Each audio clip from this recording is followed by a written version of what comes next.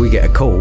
We've now got an axe murderer in Finsbury Park. Yellow anorak, raincoat. Guy's walking over towards us with an axe in his hand and he's dragging it along. It's like a scene out of a horror film. What sort of stuff did you recognise was happening around East London, North London at that time? Robbers, burglars, drug dealers. The South Tottenham is rife with crack. You get people going and stabbing people in the leg and the back. I've had kids die in my arms, man. Stuff like this happened all the time. This doesn't make the newspapers. Why did you leave the old bill? I stopped believing in it. You see it in the news now. How many people are being investigated? You've got people coming in that should never have been in the job. There is stuff that gets brushed under the carpet.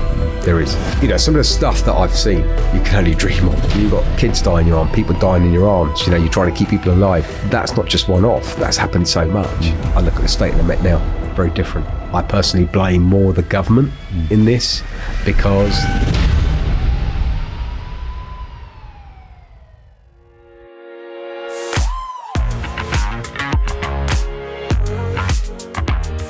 Sukie, welcome to the show, mate. Yeah, thanks for having me, mate. Yeah, really looking forward to this one. It's a different one for us. So what I want to do is roll all the way back. Where did you grow up and how did you end up becoming one of the top detectives in the drug squad in London?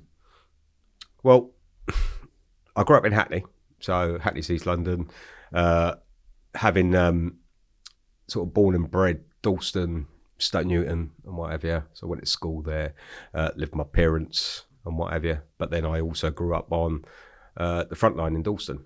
So again, it was just a case of living around that basic, you know, well, for me it was basics really, but for everyone else it was like, you know, it was drugs haven and what have you, criminals, villains, and that's it really, especially down the East End. Mum had a couple of shops in the market, and you know, it was just a case of everyone that walked past you, it was normal to me. Yeah, you know, but yeah, just spent 22 years in Hackney, grew up there, family there.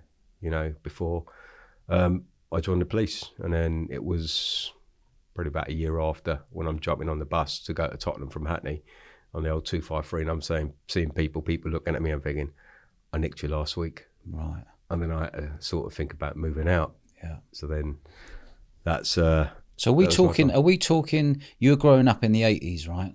Yeah. What was life like in the 80s in Hackney? 'Cause Hackney's a real tough part of East London, right? What was that feeling like growing up, going through school and the naughtiness happening around there in the 80s/90s? Yeah, Hackney was, well, the way I see it, I loved it. Yeah. You know, I loved the way it was, but I didn't know any different. Yeah. Yeah. You know, obviously... you meet people now when they talk about growing up in other parts of London, you know, a little bit more posher. Whereas of us, it was just a case, Hackney's Hackney. You know, it was, you just had to learn to sort of look after yourself very, very early. You're at school. I remember there was two schools there. There was either Kingsland, which one I went to, or Hackney Downs. You went to Hackney Downs and that was it. You were done for, you know. So it was always a case of hoping to get to Kingsland. We got, you know, again, it was a case of growing up and then having a choice. There was always a choice. There was a pathway you had to take. Now, I chose one pathway. Yeah. I know a lot of people that went the other way. Yeah. What made you choose that pathway where a high percentage might have chosen the other way to earn a quick pound note? Do you know what? See, I grew up with first generation Indians. Yeah. All right. So my dad, my granddad, they would push me. They wanted me to be a doctor, a lawyer, a scientist or something, you know. But there was a part of me that was always going to be a little bit different to what they wanted. And, you know, this one day, I'll tell you actually how it happened. I got really, really drunk one day and I was at home and my dad was away. My mum and dad were away. And my sister came and woke me up. She goes, we've got a burglar downstairs. I think someone's in the house. So I remember undoing my dumbbells, walking downstairs. And as I walk downstairs, my alarm's going and I see this guy. He walks out of the living room. He's got my VCR stroke new DVD player in his hand. He's got the Skybox. Spurs were playing that day. And I just looked at him. He looked at me and he just dropped it. And for me, it was just, no. He's bolted. I've chased him down and I've grabbed him in the kitchen as he's trying to get out. My sister had phoned the old Bill and literally I was grappling with him in the in the kitchen, and at which point I hear a big bang at the door, and suddenly the old Bill come running in. There's me with, I've got a dumbbell bar in my hand. I've got a guy just literally looks around. He jumps through. I don't know how he did it, but he jumped through the smallest window, and I've just literally dropped everything. They've just turned. I've just said I live here. He's gone out the back. They've let the dogs out, and they've caught him in the back. And it was just there. That one guy came and sat with me, and he goes, "You all right?" I goes, "No, he broke my skybox." Because I was supposed to be watching a football yeah, and it was all new then. Yeah, of course. If you think about it, Yeah. Back then it was a commodity. Yeah. No one had that sort of Early thing. 90s. Yeah, exactly. Spurs were playing, and I'm thinking, I'll get to watch a game live. Yeah. But it wasn't. And then he sat with me, and he went, "What, you mean that you actually were fighting with this guy for like 3-4 minutes?" I went, "Yeah." He went, "Have you ever thought about joining the police?" And he sort of like sowed a seed in my head. It was just there. And then over a period of a few weeks, it was like there were signs everywhere. I opened the paper up and it was like, "Join the police." Yeah, Do you know what I mean? So I thought, why not give it a go? Now, I was young, I about 20 at the time. I thought to myself, yeah, let's see where this goes. And to be honest with you, I didn't tell my dad, didn't tell my mum, because I knew the reaction that I'll get. They wouldn't want me to do it. Because then, my dad used to tell me stories. He used to tell me that, that every time he used to work, you get chased down, police never done anything because we were Indians, they're racist and all this sort of stuff. That's the sort of, that's the information I was brought up on. Yeah. The sort of memories that were that were instilled in my brain. So as we were growing up, that was it. Dad used to tell me he used to get chased by teddy boys all the time. Yeah. He was like bullied by these people. Yeah. So I thought to myself, do you know what? I'm going to change it. So I applied, and it took me a year to get in. And it was there when I got in. I think my dad was quite disappointed in me. He was disappointed. He was disappointed in me. Yeah. Okay. Yeah. Because he was expecting me to be a scientist. You got to remember is that I've just finished college. I've got the equivalent of 3 A levels in sciences. Yeah. Chemistry, physics, biology, maths. I went to university. Sort of done a couple of years. What uni were you at? North London. Okay. So I did that, and then I just couldn't go back because couldn't get a grant. Okay. So I thought, I weighed it all up, and I thought, what am I going to do? I got all my mates around there. We meet up in the pub in Stoke Newton every Friday. Yeah. The Yakkerton down in Stoke Newton, just by the police station. Yeah. And all you ever heard was, oh, they're corrupt, they're corrupt, they're corrupt. Every time you see them, always something bad to say. So I couldn't tell anyone. Well, actually, you know what? I'm going into that world. Yeah. And so I was very young. Did you get bullied growing up being half Indian? Were you half Indian? No, I'm full. Indian. Yeah. Did you get bullied growing up? No, in school or anything? Was there any kind of racism growing up? No, you see, I didn't face any racism growing up in Hackney. Why? It's because Hackney was such a multicultural area. Yeah. Do you know what I mean? Yeah. It was whites, it was black people, it was Asians, it was everyone. So we all sort of lived together. There was none of that, There was never, I grew up knowing that, I had mates that were black, I had mates that were Indians. They would come into my house, do you know what I mean? We'll sit there, I remember Boxing Days, they'll come over, we'll just sit there, listen to music and whatever. Yeah. My mum's shop was next to a reggae record shop. So I grew up over on soca and reggae and all that. We'd be playing the music, the vinyls and all that. So for us, it was just normal. Yeah. We didn't see people for what the colour was, for their colour. We just see people for whether you're an arsehole or you're not. Yeah. Do you see what I mean? Yeah. And that's the way we grew up. That's nice. And, it was just normal for us. It was normal. Yeah. Hackney was normal. Yeah. People get stabbed, people get shot. It was normal for us. That's what it was. I used to get up in the morning. I used to go up and I used to live in Clapton. They called, just up top of my road, Lower Clapton Road, they called Murder Mile. Yeah. Well, I don't have to explain why they called it Murder Mile. Yeah. But that was it. I go to work in the mornings and you had the pubs up there. Yeah. 2 cops at the door. Everything had been cordoned off and whatever. Something's happened. But that's part of life, isn't it? That was life. Yeah, I agree. Do you know what I mean? Yeah. So it wasn't, for me, it wasn't any different. What was the feeling like when you had to tell your pals I'm going into the old Bill? See, that was tough. That was quite tough because, in all honesty, like I said before, we would be sitting on we'd be sitting in a pub on a Friday, and that's what it was for us. We would go in the pub, have a few pints, play pool. Yeah. That was it. All of us, about 10, 12 of us. There was family, there was friends. We had a really big crew that we used to just hang around there, and then suddenly gone. No one wanted to speak to me. That was it. So I had to change my life. So I had to literally rebuild my life because none of my mates wanted to speak to me. My family were a little bit cold towards me because of what I was doing.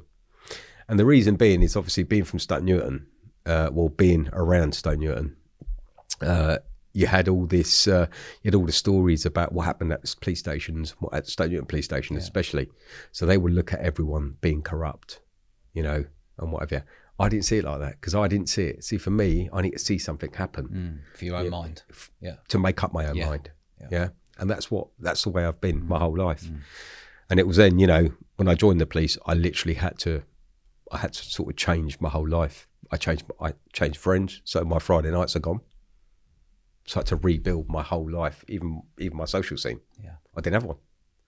And, it was. And then being thrust into Tottenham at the age of... the deep end, isn't it? Age of 20 odd. At 20 odd, yeah. So, you've gone in there and then suddenly, the first time you walk out of the station, I remember walking out, we're on Green Lanes and I look into the window and there's me wearing a uniform and you think, oh my God, that's me, I was like, who's that cop looking at me? Well, it was me.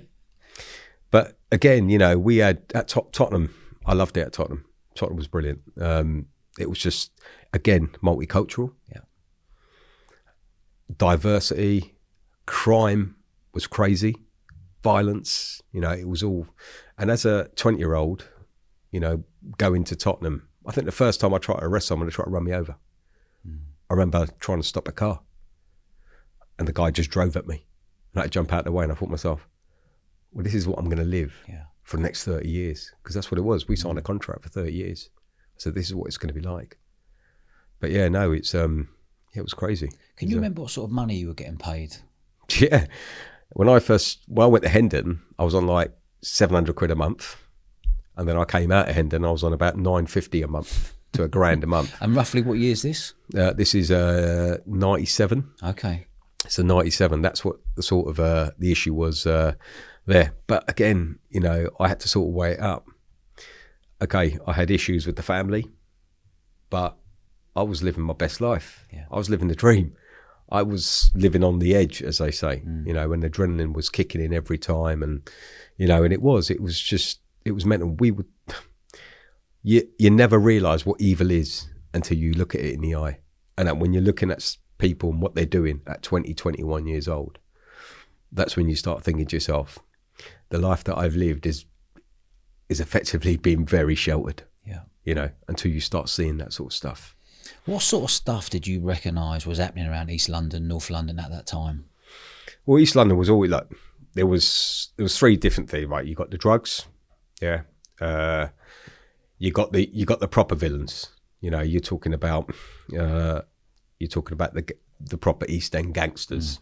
Okay, when I went to Tottenham, we had various different gangs. You had the gangs, the Yardies. You had the Turks from the Green Lanes.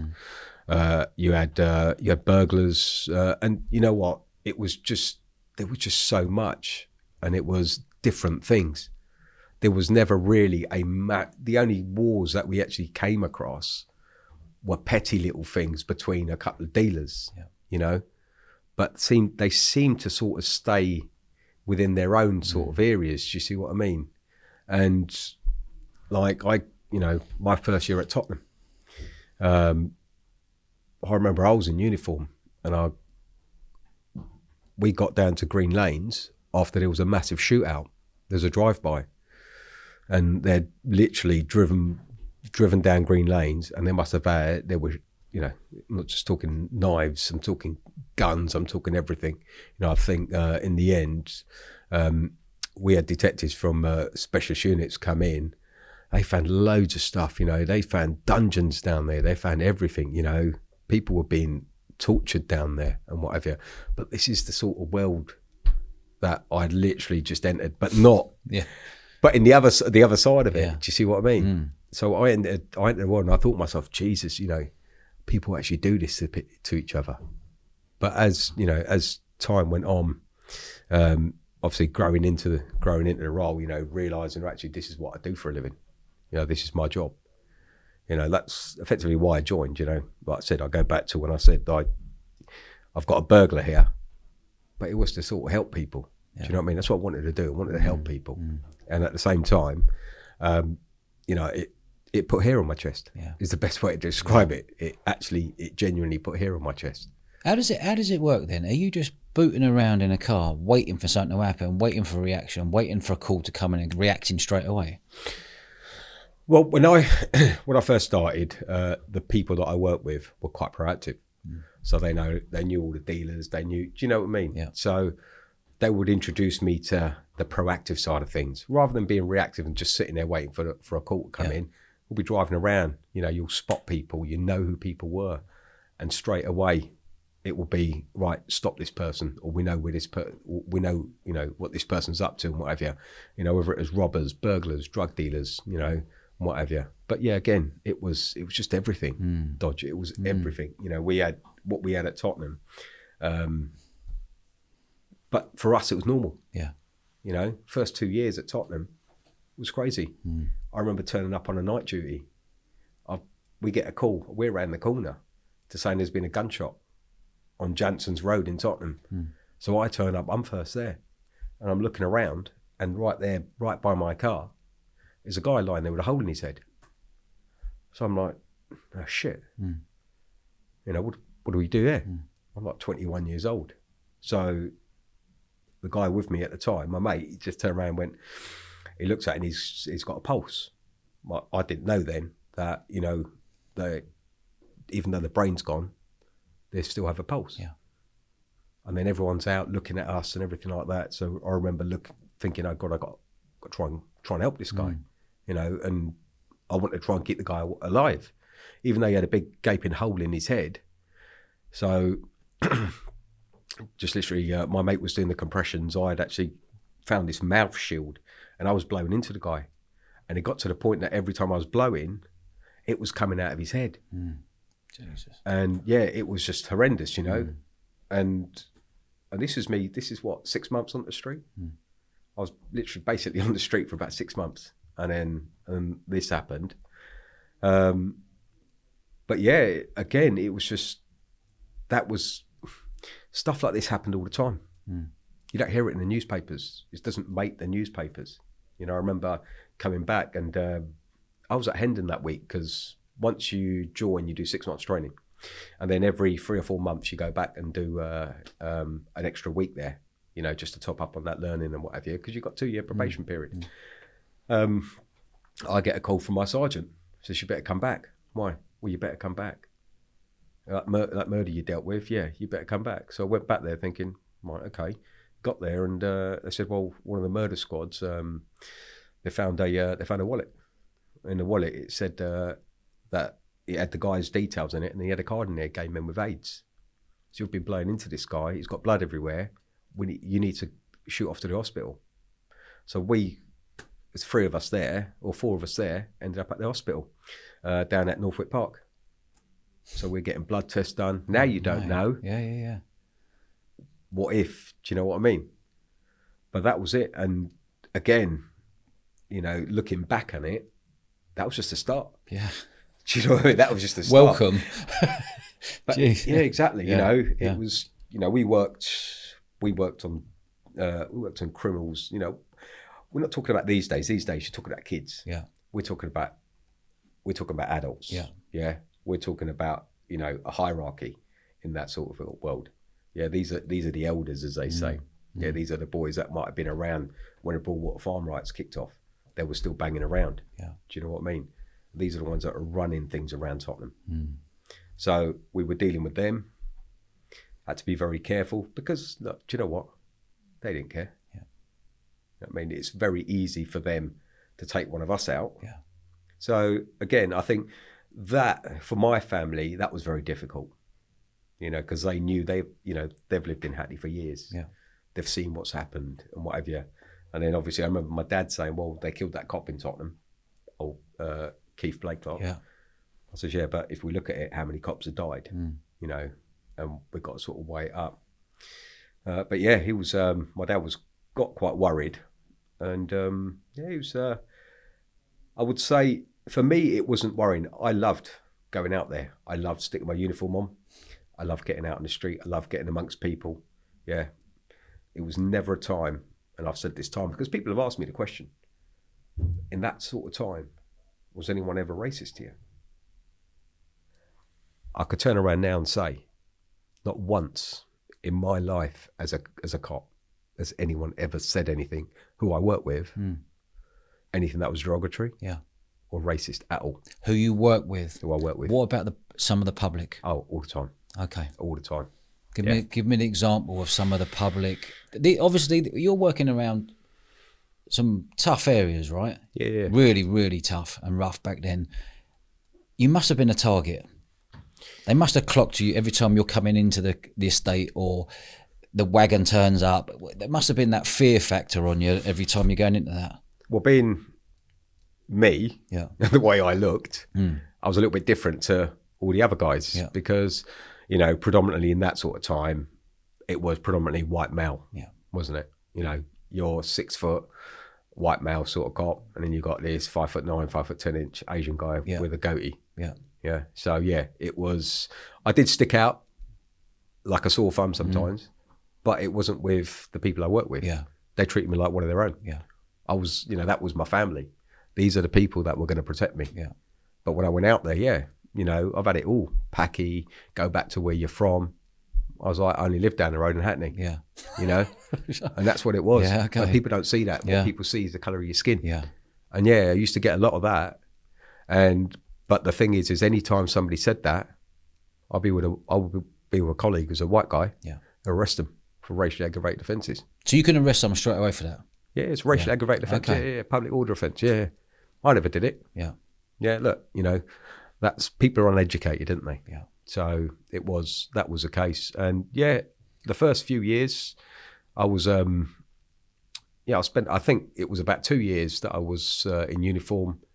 And then I got an opportunity to sort of go and have a go at sort of the crime squad, shall we say. And it started off as Operation Predator, Operation Eagle Eye. They used to have that in the late 90s. It was just targeting robbers and burglars. Do you see Bank what I mean? robbers? Nah. Any type of these are just a lot of these were street robbers. Violent street robbers. So we'd actually identified who these guys were, and we had a load of targets. It was just a case of just taking them off the streets, building cases up against them. Yeah, getting the evidence, building cases up. Let's take these guys off the streets, because what were they doing? They were causing nothing but mayhem out there. Yeah. You know, there was people out there that were walking down the street, they get jumped, 4 or 5 people. Yeah, will jump them, they'll beat them, take a phone, a bag. Yeah, you know, it doesn't make a difference if somebody just handed it over to them. They will still lash out at these people. Why? Because it was a way of, you know, I don't know, it was a power thing, wasn't it? So, yeah, I went on that, and then I stayed on the drug squad. Sorry, not the drug squad, on the crime squad at the time. And that was around 2000. So I was on the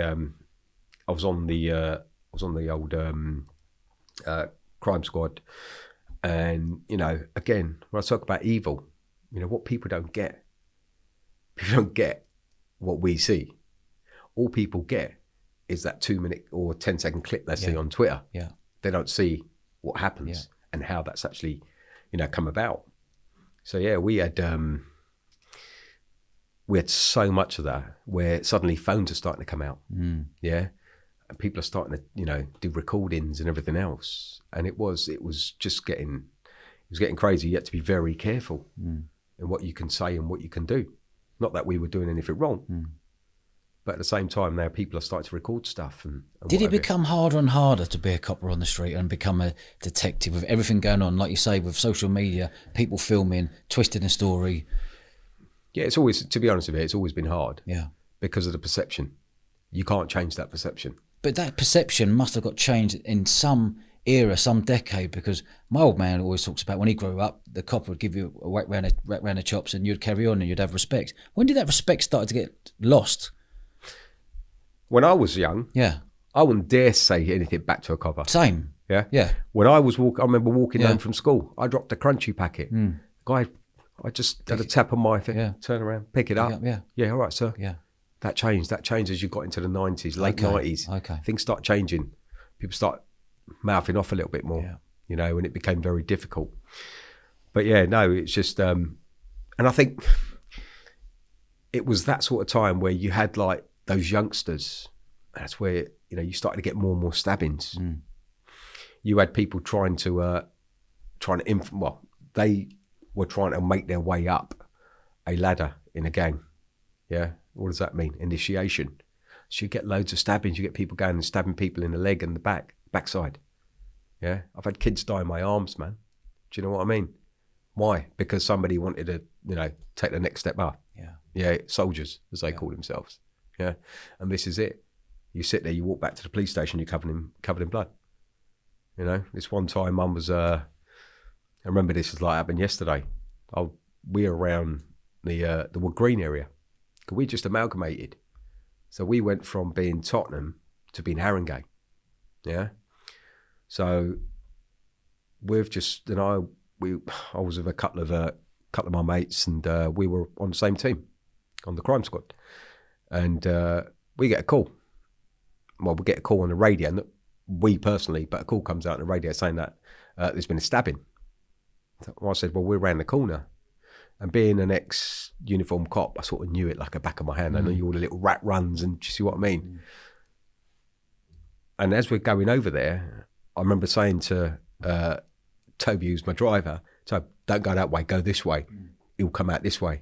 And literally, as we've gone around that corner, we've seen the guy lying there. And, you know, so the boys sort of jump out. I turn around and I see in the distance somebody running, sort of matches description. So I just literally bolted after him. Now, I know, look, the guy that's been stabbed, turns out he was an off-duty fireman, but he'd been stabbed. So I'm tearing off after this guy. He's running towards the train station. I thought, if he gets in the train station, he's gone. Yeah, don't know who he is. Didn't even think. Chased him down, and I actually grabbed him just as he got to the barriers. And I remember grabbing him, basically telling him I'm old Bill. I could see he's got two handles sticking out of his pockets. So I remember dragging him up. He's ain't going. I goes, you are coming. And I remember dragging him upstairs. And then we had a full-blown street fight. It was a street fight outside Turnpike Lane Station. Yeah. I wasn't just fighting this guy. You know, I was fighting for my life. But not only that, we had a massive crowd. And the crowd obviously thought, I'm the bad guy here, not realising what had happened. But this guy's trying to get into his knives. Now, he's got a meat cleaver in one hand, and he's got a massive, must have been about 12 to 14-inch knife in the other. And you can see the blood in his jacket. So I've got hold of him, and I'm not letting him go. If I let him go, I'm dead. Yeah. You know? And it was probably the longest 4 or 5 minutes of my life. But it wasn't just that. It's just that you had little old women that were getting involved, telling me to leave him alone. I had a can of beans thrown at me. Do you know what I mean? But, you know, when your chemical cocktails go all over the place, and your adrenaline's going, and you're literally trying to hold this guy down, thinking to yourself, look, this guy, he's just stabbed someone. I didn't know the extent of what had actually really happened at the time. And then suddenly in the distance, I could see my mate running towards me, and I'm thinking, thank God. Hurry up. Yeah, exactly. Mate, if you've ever, you know, someone who's, I don't know if you've ever done any martial arts or anything like that. You know, I used to box. But 3 minutes in a ring is a long time. Oh, it's a long time, yeah. Yeah? 3 minute street fight's a long time. And then not just that. When this guy's trying to get to his knife, it was absolutely crazy. And you know, luckily my mate turned up. He's jumped over the barriers because I've got this guy literally over a barrier. This is the only way I could secure him, you know. And, you know, I had to fight for my life. And then my mate's jumped over. He's grabbed the other arm and he goes, don't let go. He's got a knife. I went, really? No shit. Yeah. So I didn't have any cuffs on me. I had nothing. What would you carry on you normally? We'll have one of the extended batons, an asp they used to call it. Yeah. Our CS spray, handcuffs, and effectively that's it. Yeah, and a radio. And I left my. I just literally jumped out the car. Bolted. I left everything in the car. So I couldn't have handcuffed the guy. Yeah. So yeah, it was crazy. And it turns out that this guy, he'd only just come out of prison. He'd been in there for rape. He come out, and the victim at the time was just sitting in the car, and he come over and hit the guy's car, opened the door because the victim asked him what's he doing, and stabbed him in front of his little daughter. Yeah. But that's the sort of life that we're, that for us was normal. Yeah. So for something like that though, that fella there, you've clobbered, got him nicked. What would he get put away for that? Yeah. What did he get? Do you know what he got for that? Yeah, I know exactly what he got for it, because he went in, and again, you got to talk about what their intentions are. It's very difficult when you're trying to prove a case against someone. It's very difficult because when it comes to things like murder and everything else, you got to prove intention. What is their intention? So he pleaded guilty to GBH because his thing was it was GBH of intent, because he wanted to commit GBH and he intended to commit GBH. He didn't want to kill the guy. So, but GBH is still including knife or stabbing. Yeah. Wow. Okay. Yeah. I thought that'd be another level. Yeah. No. So he stabbed him. So he got 10 years. He got 10. So he got 10 years for attempted murder. He got charged with attempted murder. Yeah. He got 10 years for GBH of intent, because that's what he pleaded guilty to. Right. So all these guys, you see it all the time on the TV shows. They plea out sort of thing. Yeah. But it doesn't over here. What it is, the CPS will look at that and think, okay, well, we'll get him. He will get 10 years. Yeah. Whereas we've now got to show some form of intention. Yeah. Yeah. It was crazy, because I remember watching that back on the CCTV about 2-3 days later, and then literally my legs went, just sitting there, legs just went, because I realised, the sort of situation I was in.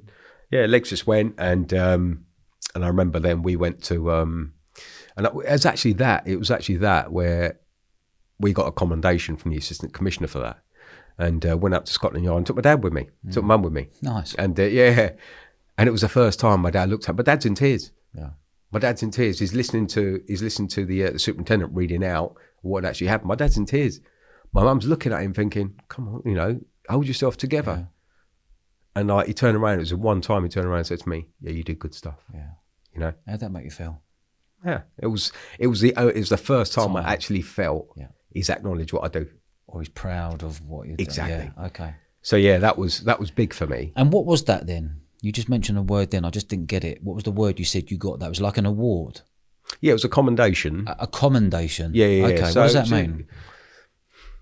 Well, it's a recognition, shall we say? Of an act of bravery. So that was for bravery, quick thinking, and what have you. But at the time, you don't think about that. No, of course. Do you know what I mean? Just cracking on. You're thinking about staying alive. Yeah. But having dealt with that, that's where I went back. I went back into uniform for about a year, and then I realised, you know what? I preferred the other side of this. Yeah. And that's when things really changed for me. Yeah. Tell me about that journey when it really changed. So I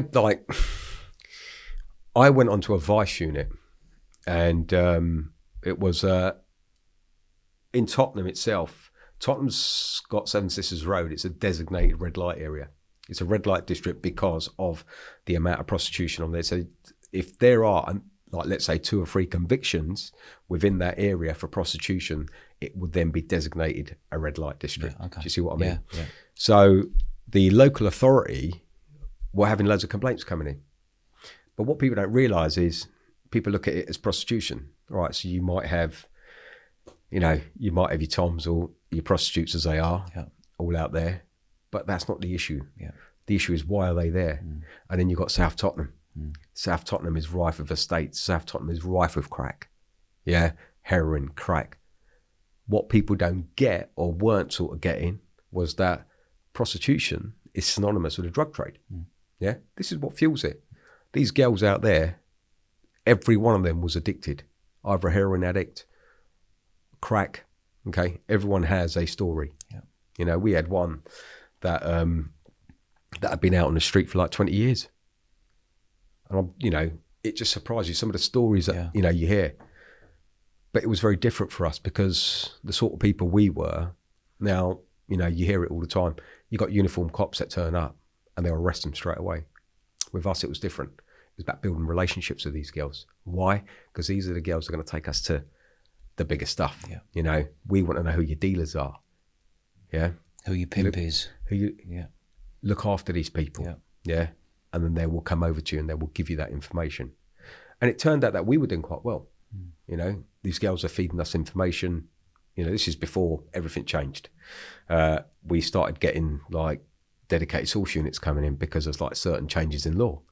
But before that, we will get information coming in and literally we will action that. We were taking massive amounts of drugs off the streets. And then what happened was that was sort of recognised and a couple of us were sort of pinched, should we say, from there and went up on sort of the drugs sort of unit. And it was then really that, you know, the way I worked as a cop changed. You know, gone are the, right, it was the old gung-ho, let's proactive sort of, now we have to start thinking. Yeah, okay. You need to start thinking now. Yeah, you've gone to a whole new level now, now. Yeah, all right, you can nick that guy, you can nick this guy, but now you need to think. When you nick that guy needs to go to court. You need to build a case against this person. So you need to think about what you need. Yeah. So the drug squad, when I went to that unit there was 4 of us. There's only 4 of us. Okay. But they wrote a book about it called Crack House. Yeah. So, I'm trying to think of, I think his name was Keble, I think his name. Yeah, it was. Keble, yeah. I think he was a DS, but I remember my boss come in, he goes, they're writing a book about us sort of thing, and do you want to sort of, you know, he's going to put my name in it. And I remember we just turned around and went, no, don't want our name on it. I was on that unit for 3 years. Imagine I would have been burnt straight away, sort of thing. Yeah. But even when you read the synopsis on that book, it just says one thing. You know, we were there to target, and what people don't get it. People just will never get what we were dealing with every day. When I got up in the morning at 5 o'clock, you know, my kids, I look at my kids, I don't know if I'm coming back home. Do you know what I mean? Yeah. These are the sort of people that I was dealing with. You know, these, like, you're kicking doors in. You don't know who's on the other side of that door. Yeah. You don't know if somebody's going to start spraying you. Yeah. With bullets. Do you know what I mean? You just don't know. And it got to that point where, you know, it just became the norm. You kiss your kids goodbye thinking, am I going to come home? Yeah. But yeah, it's just... what was that feeling like, knowing you're going into a crack house? What were you carrying on you, knowing that you're going to a crack house, trying to close it down? Nothing. It was just, I had my vest. I had my asp. Asp? That was my baton. Your cosh. Yeah. And that was it, really. But again, you know, for us, it's about going there, securing it. Now, when I first went up there, I remember the DCI at the time come up to me and he said, look, he goes, there's some new legislation come out and I think we'll be able to try and close these places down. I'm going to try and close as many down as possible. So I started looking at it and what have you. And this is where I said things changed for me. We started thinking outside the box a little bit more. Do you know what I mean? So now we've got, you know, on this squad that we've got, there's 4 of us. What we're dealing with dealers. Yeah. We're dealing with crack houses. Yeah. You got people who live in that area whose lives are absolute misery. Yeah. They're constantly calling the council, you know, needles, you know, imagine your kids walking through, going into it. And there's needles everywhere, you know, little Martell bottles were using as crack pipes everywhere, you know, and then at the same time, we've got intel coming in saying that there's stuff coming over from South America. You know, we were dealing with all of that stuff. Wow. Yeah. So, you know, if you break it down, we were going to an address and once we go in there, we secure it and I then came to me, right, let's gather evidence against these people. Let's take pictures. Let's video the whole thing. And then we'll take statements off the all the neighbours. They're the ones that are complaining. I could say what I want. Yeah. But what do the judges want? Yeah. What do the judge want? Yeah. Judge wants to hear how it's people. affecting the people. Yeah, yeah. So then I sort of put this, we started working off this legislation and ended up developing this protocol.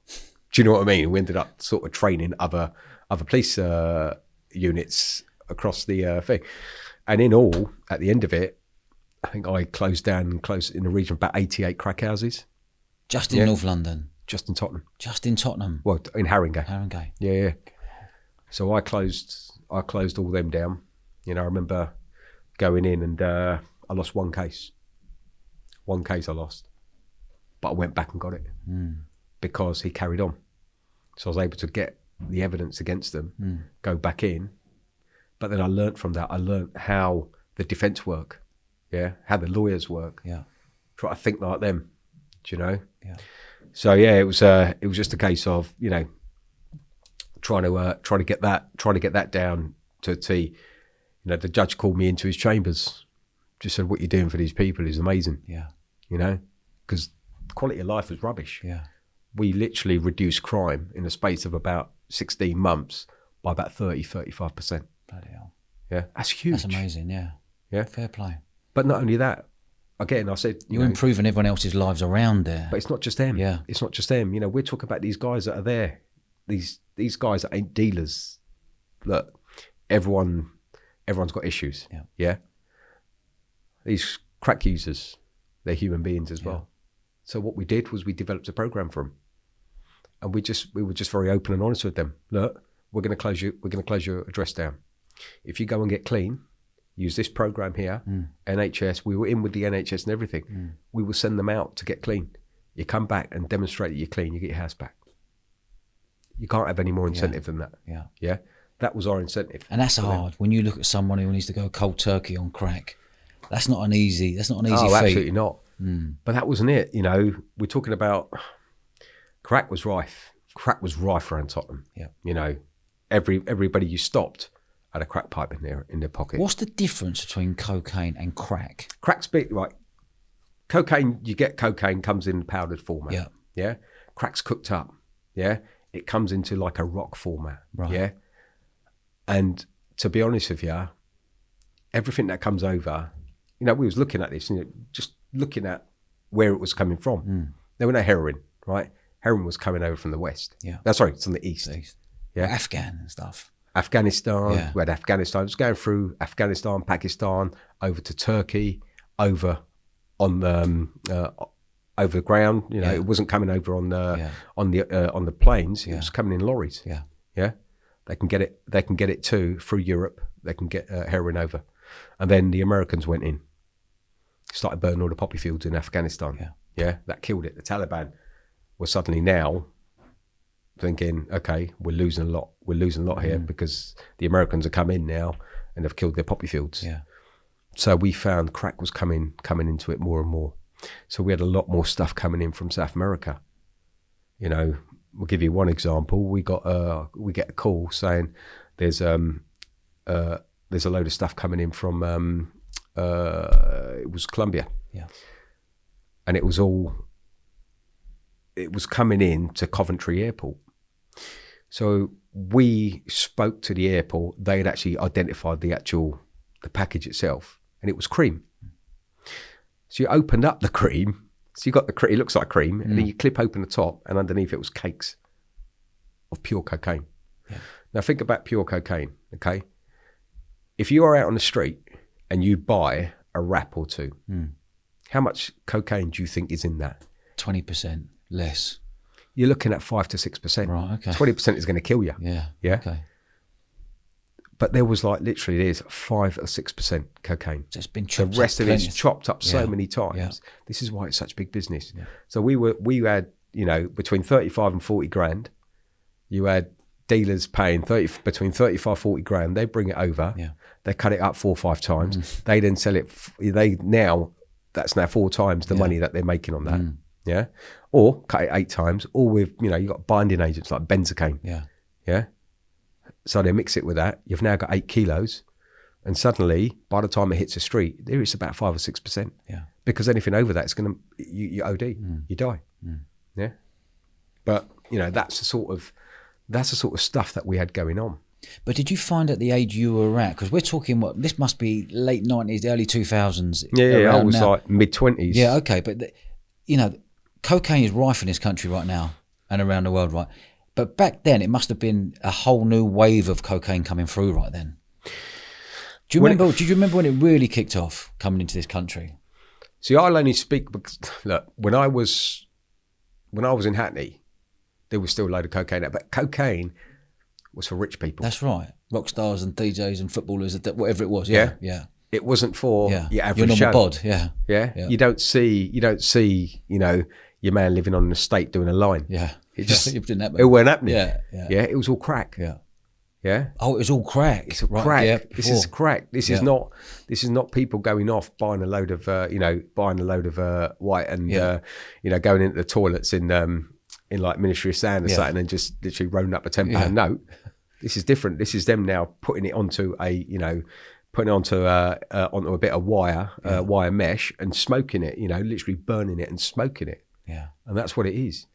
And it was cheaper for them. Wow. You're still, again, it's different now because I think, look at cocaine. Cocaine there's a lot more users of cocaine now compared to what it would have been back then. Builders, doctors, everyone, nurses, you name it, lawyers, you name it, sports person. It's everywhere. Absolutely. There's not many people I don't know who don't take it compared to years ago. There's not many people you knew who did take it. Yeah, the thing is, years ago, you would think of it was more of a thing that you probably find in the city. Yeah, that's right, city boys. Yeah, the city boys are all on it. Yeah, you see that after a night out. You might stop someone because they've had a bit of a fight and they've got a rap or two on them. That's what it was like. Yeah. Nowadays, it's rife. Yeah, it's everywhere. Students. Yeah, everyone. Madness, isn't it? Yeah, it's crazy, and it is. It's just it's one of them things now where it's an endemic, mate. It's just everywhere. Yeah. The problem they're having at this moment in time is fent. Yeah, it's stuff being laced with fentanyl. What's that? Yeah, and that is it's a very, very strong, shall we say, medication. Yeah. Yeah, very addictive, very similar to it's diazepam, things like that. Yeah. But fentanyl is a lot more stronger. It's a lot more potent. But what they're doing is if they're mixing it up with things like cocaine or other drugs, you're getting batches there now that are laced with something else, and that's really dangerous. Okay, so you do get it's quite rife in America, and it's happening down here now. People it's more and more you hear of bad batches that are coming through. But again, like I said, we were literally racing up to the airports. We were taking large amounts, bringing them back, and then having to wait for the assistant commissioner to give us permission to take that out and replace it with normal flour or sugar. Right. So we have to film everything. Right. You've got to be very, very careful because there's also tracking numbers as well. Now, I can't give you too much information. Yeah. What was key for you? Was you key to find the big player at the top? And would you know that if there were dealers out there, would you let them go? Would you let them go, or would you get them to grass? Would you work on them to grass up to then get to the big time? Right. So the thing is that it's one time I stopped a guy. He had loads of cash on him. Knew he was up to something. He had a little bit of gear on him, but he worked for the Adams. No, he ain't gonna grass them up, is he? He ain't gonna go in there. He ain't gonna give us any information. So it's just a case of building a case against that guy. You're never gonna get someone like that grass up. The guy's at the top. So yeah, when it's not like America where you wire people up. Doesn't work like that. Yeah. The other thing is you've got to be very careful because then in this country we've got something where co-defendants can't give evidence against co-defendants. Do you see what I mean? So it's very, very difficult. Say that again. Co-defendants can't give... Co-defendants evidence against another co-defendant. Yeah. It's not seen as, because it's somebody saying, I didn't do it, he did it. Yeah, tucking him up, yeah. Exactly. Just trying to get off it yourself. Yeah. It's but as a copper though, surely you'd pull him aside and say, well, I don't know because I've never been down this route. But if you pull them aside and say, hold on a minute, if you give us that information, you're going to get a lesser sentence. Right. So there was a different way of doing it. So we used to, if we jump forward, it was on the robbery squad, we used to do that. Yeah. But it was on a drug squad, it was different because what we had to do was deal with informants. Yeah.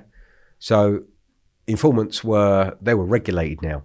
You know, you didn't have that snout. You didn't have that guy that's going to turn around and say, all right, you know, you speak to him and say, right, like, give us a bit of intel on this guy. No, now you had to have them registered. Yeah. There's new laws that you had to go by. You know what I mean? You've had to, you know, they've got to be given pseudonyms and, you know what I mean? Everything's got to be tested. They've got to be handled by 2 people. Yeah. So the whole thing changed.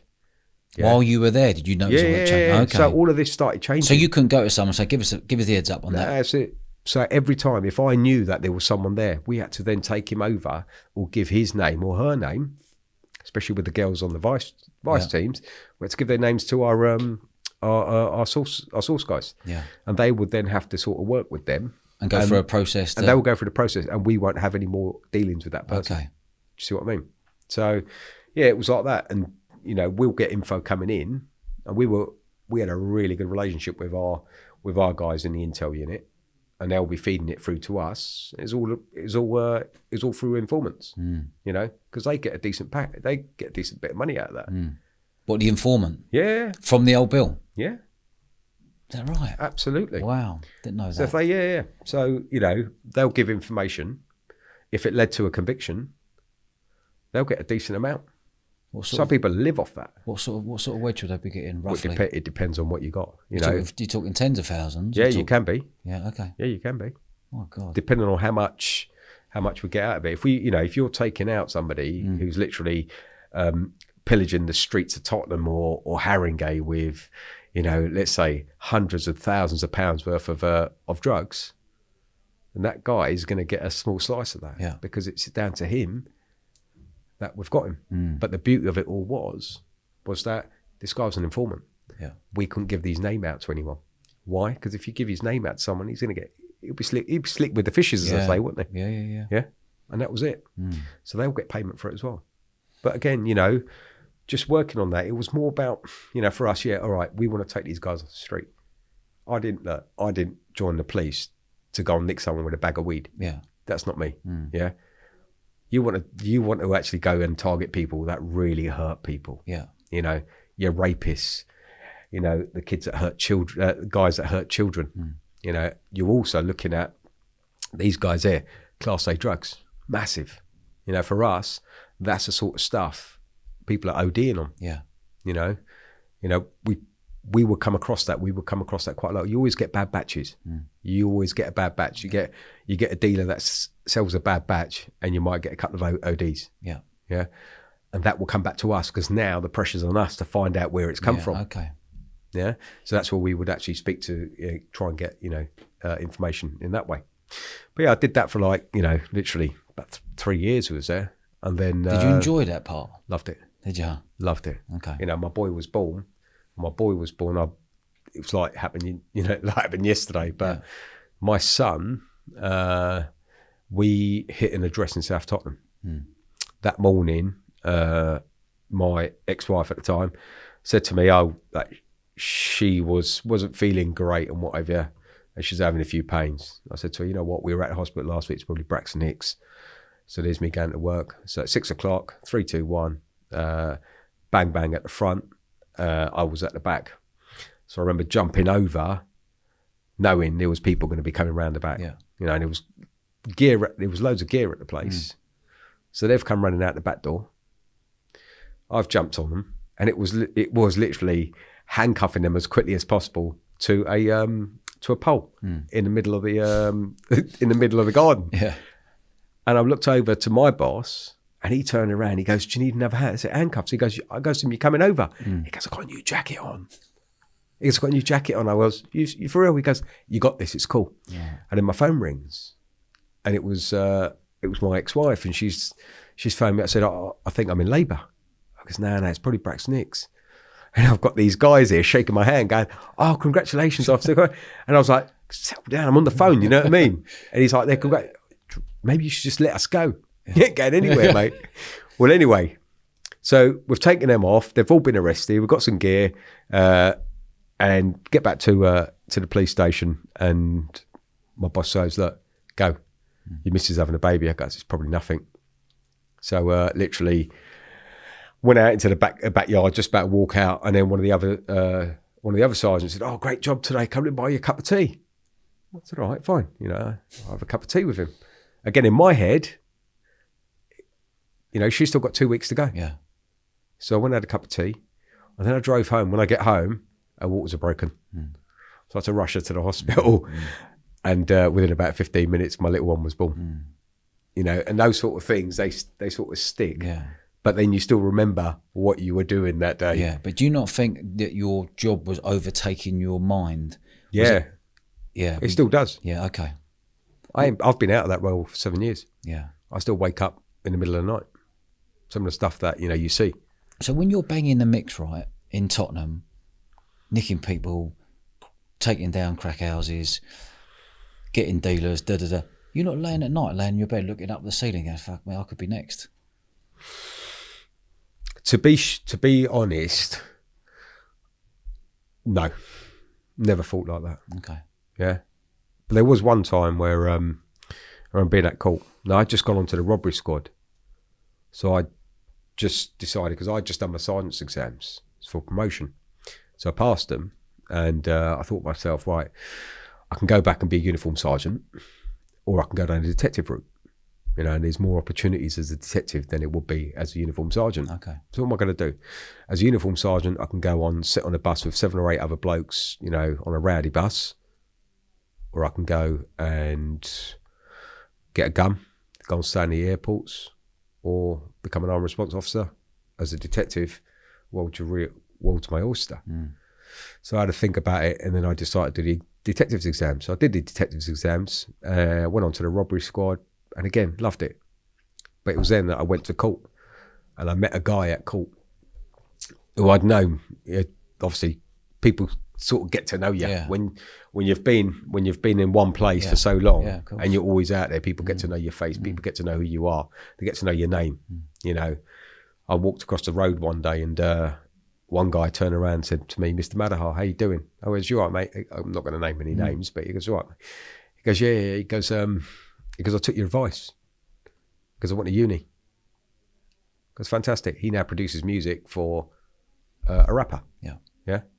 But I goes, it's not, but that's what it's about. It's about trying to educate these lads. Yeah. It's not about your odd rock here and there, selling the odd rock here and there on the estate. It's about looking at the bigger picture. And this is what happened when I was at court. I was sitting at court, and this guy came and sat next to me. What were you in court for?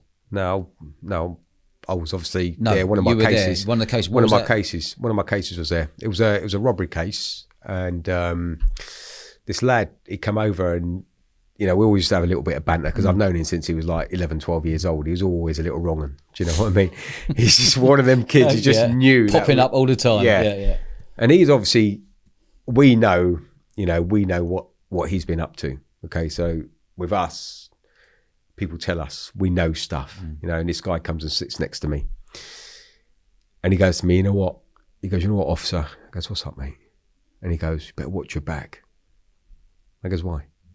He goes, "Because a lot of people are unhappy with what you've been doing." And what I've been doing? He goes, "You're taking out a few sort of people." He goes, "Yeah, you better watch your back." I goes, "Do you know what, mate?" I goes, "I think you better watch your back, because the likelihood is the sort of life that you're living, you're probably going to be in trouble before I am." Yeah. And it's weird that happens, because a week later, the guy was driving down Tottenham, no, it was the Roundway in Tottenham, just by the A10. And a motorbike pulls up beside him, sprays his car, kills him. But this is, and you're just thinking there, and that's another one gone. Yeah. But he gets replaced. Yeah. That's it. But yeah, that's what it was. So going back then, was there any other times when you feared for your life that you knew someone was on your case? No. Never feared, probably because I didn't get so deep into into people. Yeah, okay. Yeah. The bigger picture rather than, okay. Yeah. So I was never in that place where I actually feared for my life. And the other reason was it's weird to say this, but I always got on really well with them. Yeah. Yeah. Why is, I don't know. The way I look at it is I grew up around the same sort of stuff. I grew up around the same sort of areas. You know, I could sort of relate to people. And I think that's why I found it really easy talking to them. Yeah. You know, the only difference was when the shit hit the fan, we'll be running towards the shit and people are running away from it. Do you know what I mean? Yeah. But at the same time, I get where they were coming from. I understand that, you know, circumstances, etc. for some of them, like the girls on the Vice Squad. Yeah. It was like that, you know. So yeah, just literally started. It was there, and you got to be fair to people. Yeah. You sound like a fair fella. Like if there's a problem, you talk them through it. Oh yeah, absolutely. And then say this is the reasons why. And I think it's the only on their wavelength. Oh, yeah. Even though they're looking at you going, I don't like you. But that's it. Yeah. But the thing is that, you know, I could sit there, somebody could be shouting at me, I then start shouting at them. They'll get louder. I'm going to have to get louder. So I stood there and just reacted sort of calmly to them. Yeah. Eventually, brings everything down. They will bring themselves down. Yeah. What was your route like then? You went in to become a detective. You said you were allowed to carry. You're allowed to carry a gun with you? No, I didn't. No. Never carried a gun. You never carried No, never carried a gun. Never carried a gun. You mentioned a gun earlier. Or was that, no, that was the armed response. Oh, no, yeah, that was one, you know, could have actually gone in certain ways and whatever, yeah. But yeah, so I became a detective. So I've worked across the robbery, burglary, violent crime, you name it. I've worked across all those units. I've dealt with some real horrible people. I remember, you know, I was night duty. I was, you know, no one liked doing night duty. It's the thing, is like, I love doing night duty. It was like, and that's when everything happened. So we get a call to Finsbury Park. So we've now got an axe murderer in Finsbury Park. So I go over there and literally, as I'm standing there, you could see it. It's like a scene out of a horror film. So the mist has just started setting in. So me and our other detective, his name's Tommy. Tommy was there. So me and Tommy there, and he's a Geordie fella. And he's like, he's looking at me and he's like, fucking hell, mate. He goes, we're going to have to cordon the whole park off. So we're going to have to stop everyone coming in. And as he says that, and obviously the guy's just been carted off to hospital. He's been attacked with an axe. And we've still got parts of his head is still on the ground. And then I look into the distance, and have you ever seen that film, I Know What You Did Last Summer? Yellow anorak, raincoat. Guy's walking over towards us with an axe in his hand, and he's dragging it along. And I turned around and looked at him and went, is that a joke? Yeah. Is this guy generally... But the guy had come back, and he'd come back, I think... I don't know if he'd come back to finish the job off. Don't know why he came back. But this is it, you know, and this is the sort of stuff people don't hear about. Yeah. I could, you know, I went to work, let's say 7 days on night duty, 7 days, something bad happened. Yeah. How many times did it make the paper? Never. How many times did it stick into my head? It's ingrained in there. Yeah. It's like my DNA now. Yeah. Do you know what I mean? And it's the sort of stuff sometimes where, you know, when you make that journey, you know what you're getting, you know what you're seeing. But there was never, with us, we were men, you know.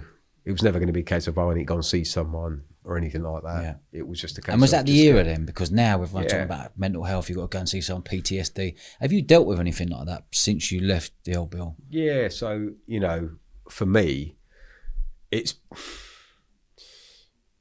You know, some of the stuff that I've seen, you can only dream of. Do you know what I mean? I've had it where I've woken up in the middle of the night. You know, you see stuff. Like I said to you before, when you got kids dying in your arm, people dying in your arms, you know, you're trying to keep people alive, try to blow into a guy with a hole in his head. You know, that's not just one off. That's happened so much. Do you see what I mean? But then there's other funny stories that go with it as well, that sort of balance it out. Do you know what I mean? So in a weird sort of way. It is, and it is. It's like, it's dark. Yeah. It is dark, but you know, the way at that time we used to deal with it was humour, and it wasn't humour towards people. It was humour towards each other. and it was with the police. So when I left in 2014, 2015, 2015, I left, and I lost my dad in 2016. And that's the hardest thing I've had to deal with. Yeah. Losing my dad, because he was my best mate. Yeah. So I come out of there, and having lost my dad, that was very sudden. And I just could not I couldn't comprehend what had actually happened, why he's gone. I couldn't deal with it. And then eventually I was convinced to go and see a bereavement counsellor.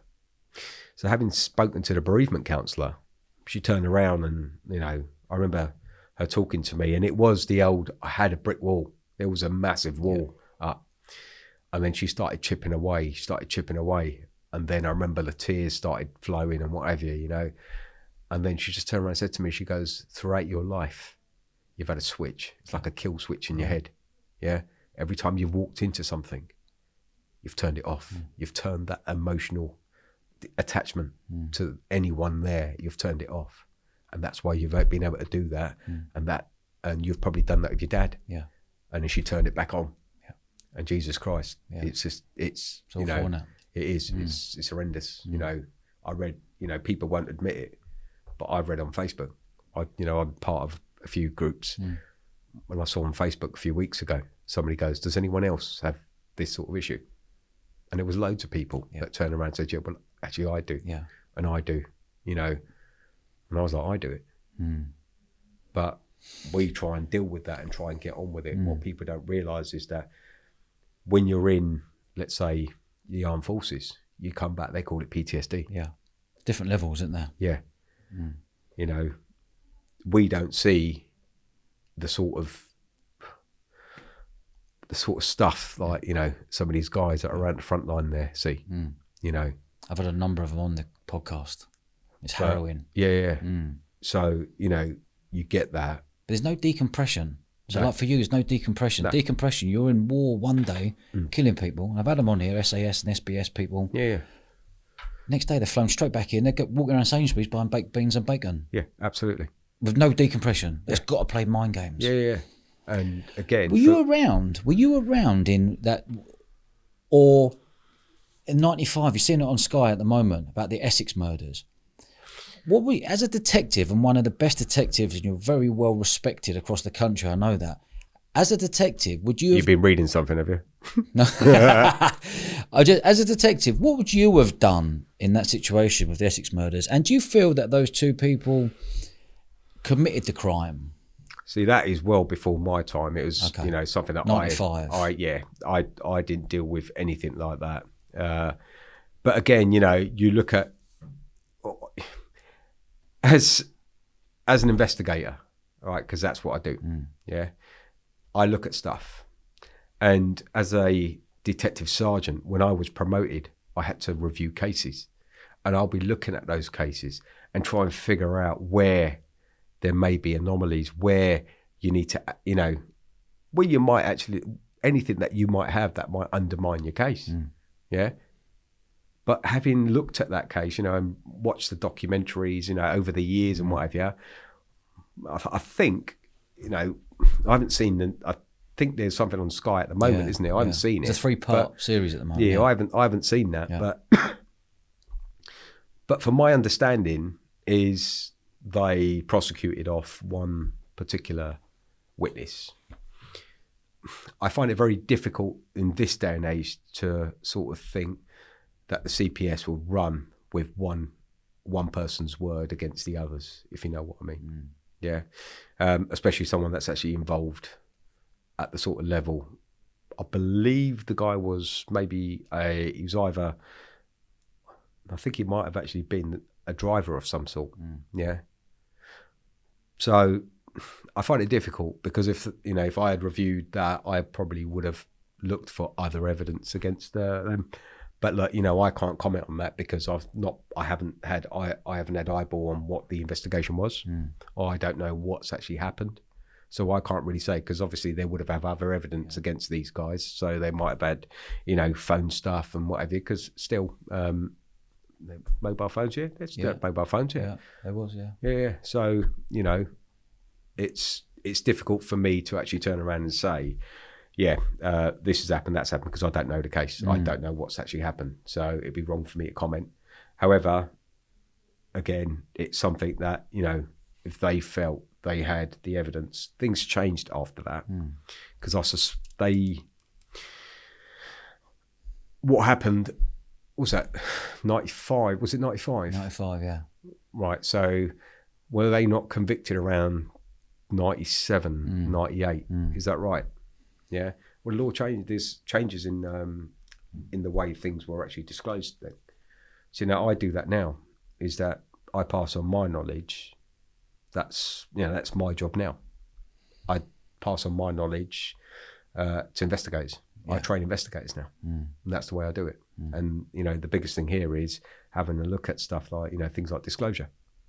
How is this going to undermine your case? Yeah. I can't comment on that other than But when you look in, when you look in as one of the very best, and your mates who have been the very best in the police force, do you look in and see that may not be, they've done it the right way? Again, I don't know. Okay. Because that's not something that you had privy to. Again, it's, people say it to me. I read it in there. But it's something I just can't comment on. Okay. I can't turn around and say X, Y, and Z would have done it, or it's because this story's been floating around now for 28 years, 30 years, coming up to 30 years, and everyone's got their own stories on what's happening, whatever. Why did you leave the old bill? I stopped believing in it. So basically, at 18 years in, I had 12 to do. They changed my pension. So rather than the 12, I would have had 24 to do. I was going through personal sort of issues myself with my health. So I'd actually got really sick, and I'd gone down to about 8 stone, and they thought I had bowel cancer. And it was just then that you sort of reflect, and that's what I did. Turns out that I was a celiac, and it's the same sort of symptoms. But I just really focused on what was happening, really, and I'm a chess player. I looked 10 moves ahead, and I looked at the job, and I saw stuff, and I thought, look, 10 moves ahead, and I thought, this is not going to go away that I want it to go. My boss at the time turned around and said to me, he goes, look, because I would act in the detective inspector role, and he turned around and said to me, he goes, you do an exam? I went, yeah, because I was looking for a promotion then. Go DI, and he goes, I wouldn't do it here. They wouldn't support you at Edmonton. I said, why? He goes, because you don't say yes to them. And that was on it. He was being honest with me. Yeah. People, and I saw this, I was asked to go off and do stuff by DCIs there, detective chief inspectors there, that have had like 7-8 years in, who have no idea what it's like being out in the real world. And then having to explain to them that, we can't do that because, one, it's not ethical. Yeah. And two, just because you want your figures, doesn't mean we ain't breaching certain human rights. Do you know what I mean? And I could see that happening, and I could see it more and more with the sort of people that were coming in. And you look at the Met itself. There is no other police force in this world that I will turn around and say beats the Met. Really? Okay, from when I was there. Okay. Yeah, fantastic place. I loved it. I lived my dream there. I did 18 years. I had a great time. Okay. I made friends for life. But I look at the state of the Met now. Yeah. Very different. And it's all based around the fact that, and it's not the Met's fault. I personally blame more the government in this, because we have issues. So they have people on the streets turn around saying, well, we need more police officers. Well, crime's gone up, so we need more cops. But you've just got rid of all those cops because you're trying to save money. Yeah. So what do? We try and get as many cops as quickly as possible. As Boris said, we're going to get 20,000, 10,000, 20,000 extra cops. Where are you going to get them from? Yeah. So those people that weren't good enough 5-10 years ago, they're suddenly good enough now. Yeah. Yeah. You've got people coming in that should never have been in the job. You see it in the news now. How many people are being investigated? Yeah. How many people are being investigated? I do a lot of training. My company now, it's all based around training. I train investigators. Yeah. And it's from everything. Evidence gathering. I've been out to Jamaica. I was out in Jamaica a year and a half ago, trained up their major organised crime and anti-corruption teams. Is that right? Yeah.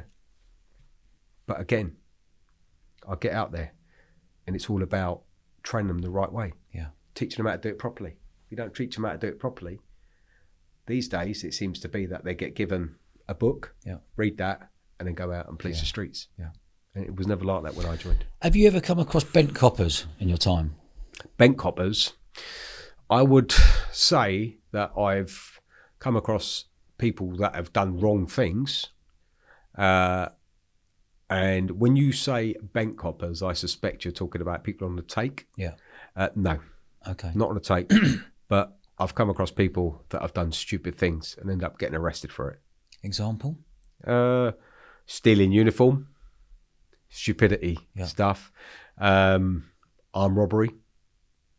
What, a copper doing armed robbery? Yep.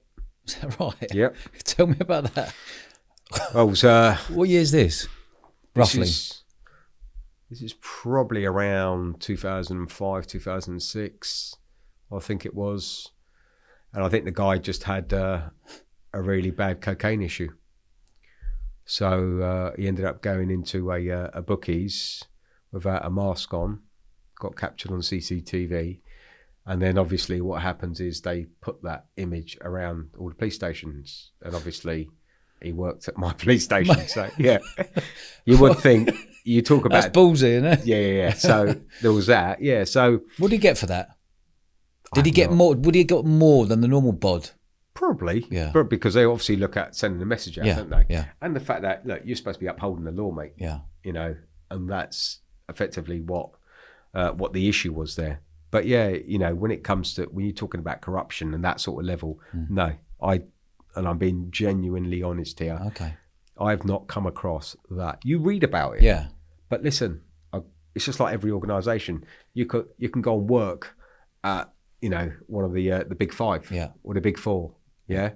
They've got thousands and thousands of people. You're always going to get one or two people that are bad. Yeah. And it's the same as the Met. These guys here go out, they try and do a job. Listen, I said to you before, I have never faced anything since, when I was in the police. But then I moved out of London and I moved to Hertfordshire, and it's been the total opposite. Yeah. Do you know what I mean? It's been the total opposite. I turn around and I'm just thinking to myself, I sort of get what public talking about now. Yeah. I've had to call the police and I've had to say to them in Hertfordshire, would you come out if I phoned up again and said my name was Dave Smith? And it's silence. I've got somebody going crazy, trying to break in. Nothing. Why? Because of your surname? I've got no idea. No, okay. But let's put it this way. When you've made 10 calls and they haven't turned up, or they've told you to phone your local council and what have you, and I'm telling them, look, I've got video of who's actually done it. This guy is here now. Sometimes I have to work away. Yeah. I've got my family at home. Yeah. I've got my wife, got my kids and what have you. And it's very, very difficult. But yeah, when I was in London, never had that issue. I drive down the street now, and every time I drive past a cop car, I seem to literally rubberneck. I got stopped in Cheshunt. I'm driving down the road, but I've got my kid in the car. I got a suit on. And I see the guy turn around, look at me, clocked him. He goes round the corner, and suddenly, within about 2 minutes, I'm surrounded by 3 cars. Why? Because I can't match my description. he says to me, "Is a car matching your description?" And that's what they can use. And I turned around and said, "You're giving me the car matching the description. You're giving me that line." Yeah.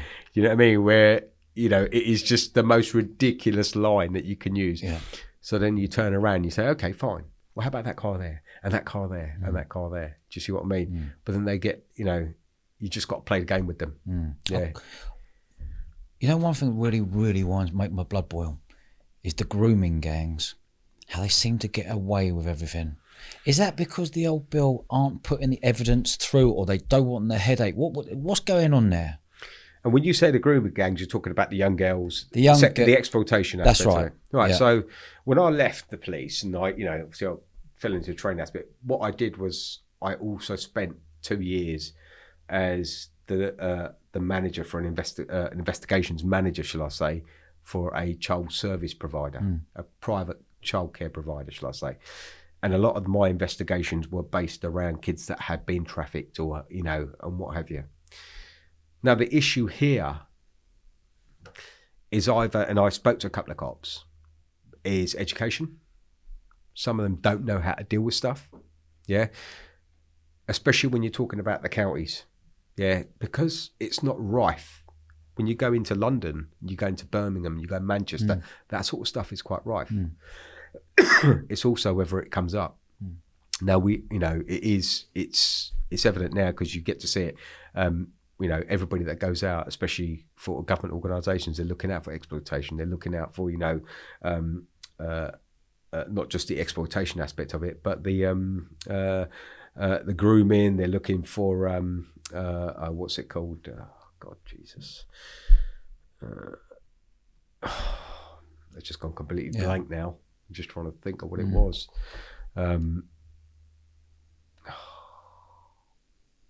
Modern slavery. Modern day slavery, yeah. Yeah. So you've got all of that, and all of that fits into it. So you've got exploitation, you've got these kids that are being exploited, you've got human beings being trafficked, you've got modern slavery.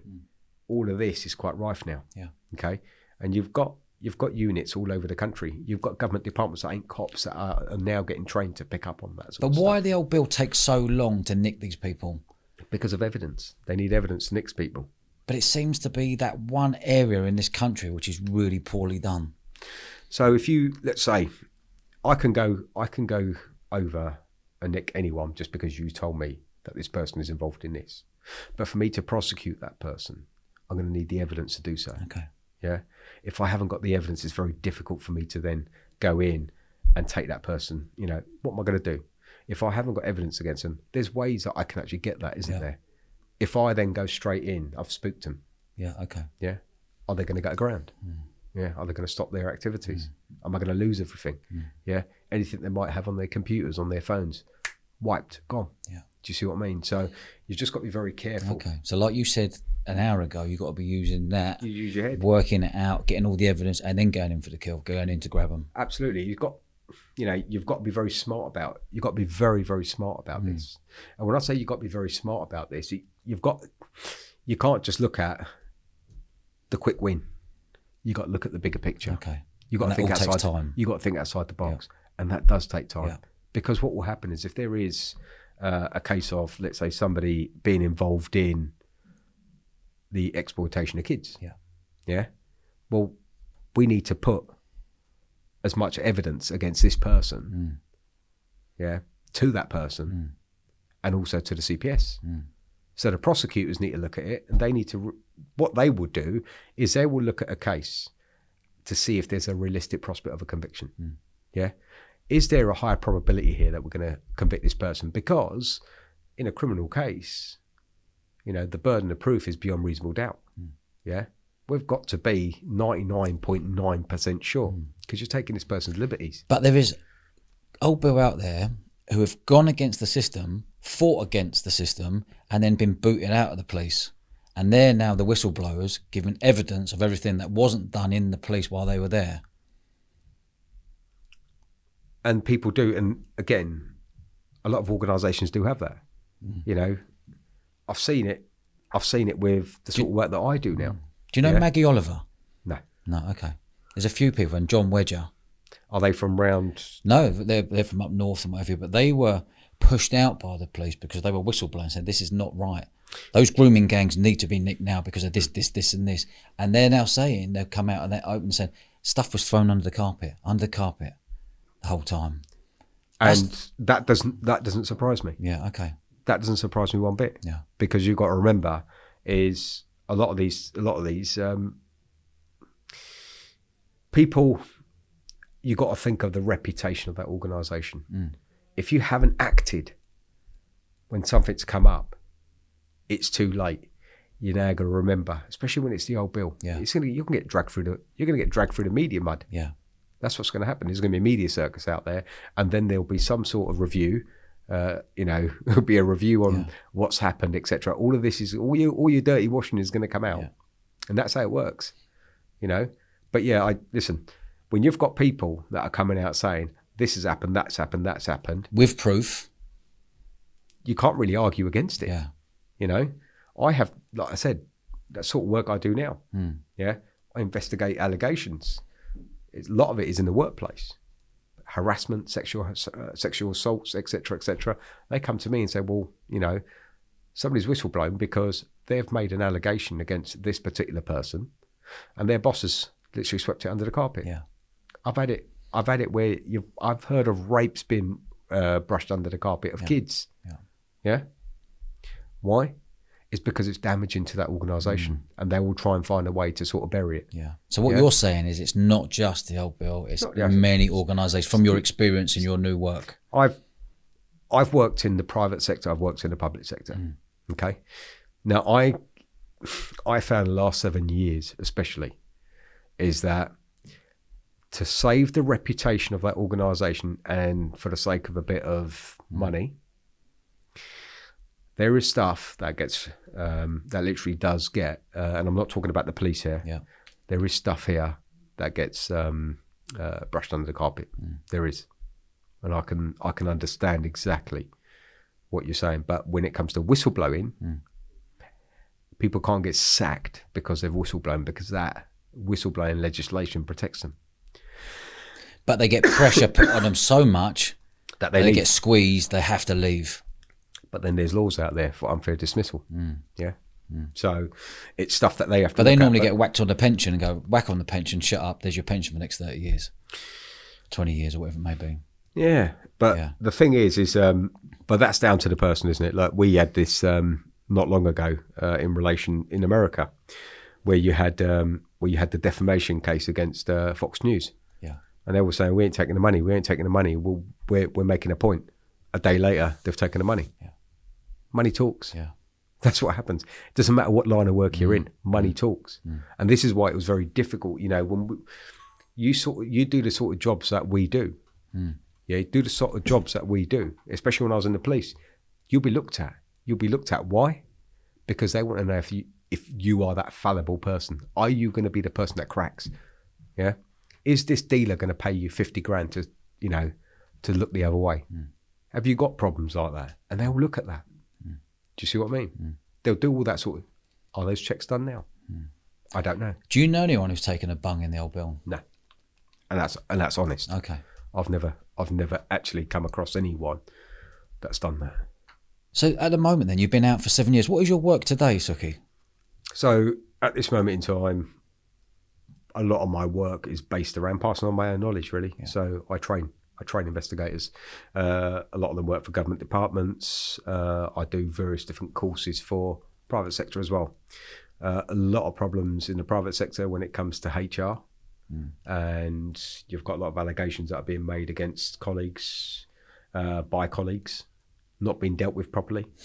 So I've developed courses that go out to organisations so that they know how to deal with those people, whether it's a grievance, whether it's an allegation made against that particular organisation or the person itself, just how to deal with them. Because at the end of the day, the problem that I found is people are not dealing with people properly. Yeah. And like you said, the easiest thing is to try and drill into them and get them out. Yeah.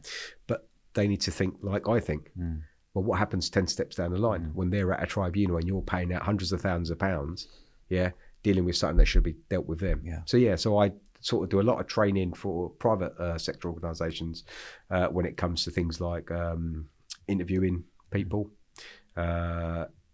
evidence gathering, investigation itself in the private sector, and then government departments that are involved in enforcement.